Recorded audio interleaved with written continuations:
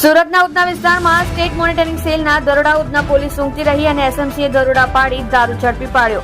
ઉધનાના Sanjay Nagar road number 6 પર એસએમસીની red, દારૂના અડ્ડા પર રેડ કરી 20 લાખથી વધુનો દારૂ ઝડપી પાડ્યો. એસએમસી 113 પેટી દારૂ ઝડપી પાડ્યો. એસએમસી એક સગીર સાથે 4 આરોપી ઝડપી પાડ્યા. એસએમસીએ 11 જેટલા લોકોને વોન્ટેડ જાહેર કર્યા. એસએમસીએ રેડ કરી 51 લાખથી વધુની મત્તા કબજે કરી. તમે જોઈ રહ્યા છો એસટી ન્યૂઝ ચેનલ ફેઝર શેખની સાથે.